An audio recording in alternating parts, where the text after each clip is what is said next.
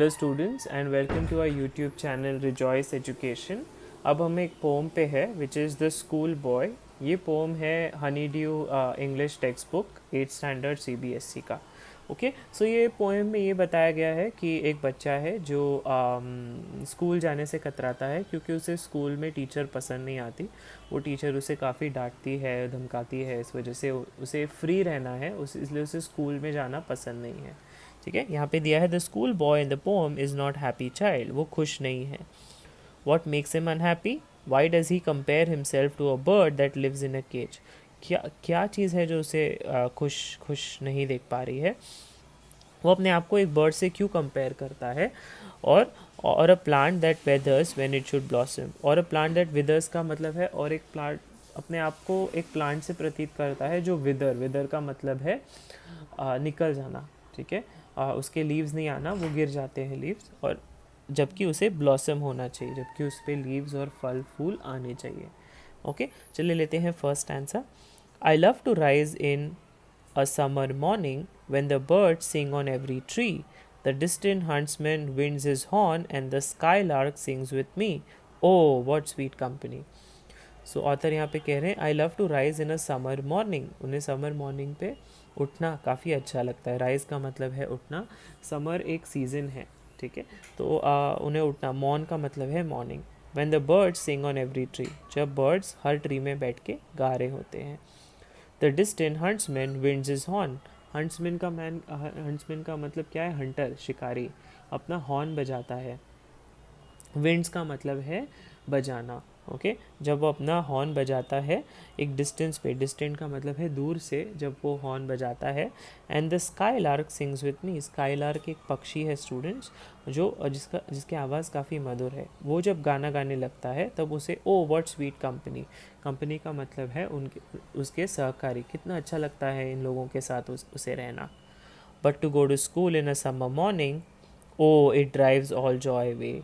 Under a cruel eye out one, the little ones spent the day in sighing and dismay. वो कह रहे हैं कि but go to school in a summer morning, लेकिन summer morning में school जाना, it drives all joy away. Drives का मतलब है छीन लेना, सारी खुशियाँ मेरी छीन ली जाती है उस टाइम पे।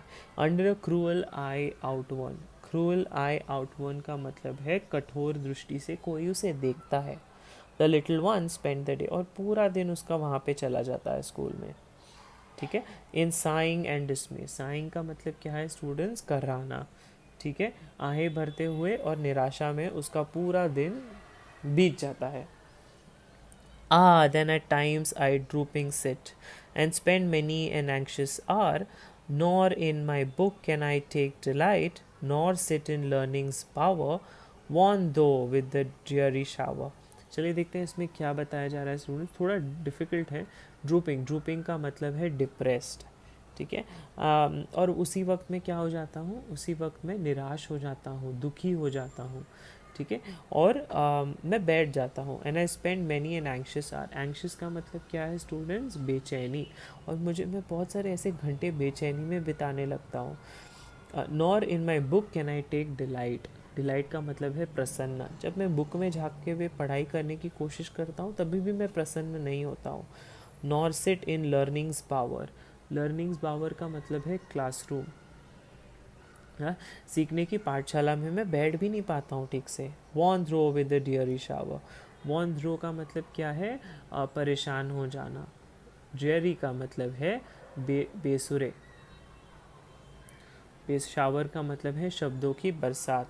और मैं बैठ भी नहीं पाता हूँ क्लास में ठीक से, क्योंकि मेरी टीचर जो है वो मुझसे ठीक से बात नहीं करती है। काफ़ी बेचैनी होती है इससे, और मुझे अच्छा नहीं लगता जब मेरी टीचर मुझसे ठीक से बात नहीं करती है। ओके, चलिए देखते हैं आगे क्या होता है। How can the bird that is born for joy sit in a cage and sing? How can a child, when fears annoy, but droop his tender wing and forget his youthful spring? वो कह रहे हैं how can the bird that is born for Joy. ऐसा कैसे हो सकता है कि एक जो पंछी है जो खुशी फैलाने के लिए पैदा हुआ है, वो एक पिंजरे में बंद रह के गाना गा सकता है? नहीं हो सकता ऐसा। How can a child when fears annoy. Fears annoy का मतलब क्या है? परेशान। और जब उसके डर उसे परेशान करने लगते हैं, but drupe his tender wing. Drupe का मतलब क्या है स्टूडेंट्स? ड्रूप का मतलब है काट लेना, ठीक है। उसके जो प्यारे और नाजुक विंग्स है, कोमल विंग्स है, उसे कोई काट लेता है, पंख उसे कोई काट लेता है। And forget his youthful spring. Youthful का मतलब है ताज़ी, और अपनी अपनी जो पहचान है वो उसके दौरान वो भूल जाता है, उसे आनंद नहीं अपने जीवन को आनंदित नहीं बना पाता। O father and mother if birds are NIP -D का मतलब है nipped and blossoms blown away, and if the tender plants are stripped of their joy in the springing day by sorrow and care's dismay। यहाँ पे बोल रहे हैं ओ father and mother, ठीक है, वो अपने मम्मी पापा से कह रहे हैं if birds are nipped, birds का मतलब है कलियाँ, और निप्ड का मतलब है कुचल जाना। एक नई कलियाँ जो आती है अगर उन्हें कुचला जाता है, and blossoms blown away, blossoms blown away का मतलब है फूलों को अगर उजाड़ा जाता है, उखाड़ा जाता है। And if the tender plants are stripped, tender का मतलब तो हमने देख लिया था स्टूडेंट्स, टेंडर का मतलब है कोमल, स्ट्रिप्ड का मतलब है रॉब्ड, ठीक है, वंचित कर देना। अगर उन छोटे छोटे प्लांट्स को वंचित किया जाता है उनकी खुशी से, of their joy in the springing day, springing के टाइम पे, स्प्रिंग के टाइम पे, बसंत के टाइम पे जब उन्हें खिलना होता है, उन्हें बोला जाता है कि तुम नहीं खिल सकते अभी, तो कितनी निराशा होती है। By sorrow and cares dismay, sorrow and cares dismay का मतलब क्या है? कितनी निराशा होती है, राइट। ऐसा ऐसा पता चलता है कि उसे खिलने क्यों नहीं दिया जा रहा, उसे खिलने देना चाहिए, ठीक है। How shell the summer arise in joy और द समर फ्रूट्स अपीयर, ठीक है। वो कह रहे हैं how shell the summer arise, arise का मतलब है उगना, ठीक है। कह रहे हैं कि ऐसे समय में कैसे फल फूल उग सकते हैं, राइट, और समर के फ्रूट्स जो हैं वो कैसे आ सकते हैं, अपीयर हो सकते हैं, ठीक है। अगर मौसम ही सही नहीं है और उसका पालन पोषण सही से नहीं किया गया, तो ऐसे टाइम में इतने नेगेटिव इन्वायरमेंट में वो कैसे ग्रो हो सकते हैं। तो यहाँ पे जो ऑथर है वो पेरेंट्स को बोल रहे हैं कि अपने बच्चों के साथ इतने कठोर मत हो, ठीक है। तो स्कूल जो है, स्कूल के जाने वाले बच्चे काफ़ी डेलिकेट, काफ़ी नाजुक होते हैं, कलियों और फूलों की तरह। उनके लिए भी फ्रेश एयर ज़रूरी है, उनके लिए भी खेलना कूदना ज़रूरी है, ताकि वो एक हंसता खेलता बच्चा बन पाएँ, ठीक है।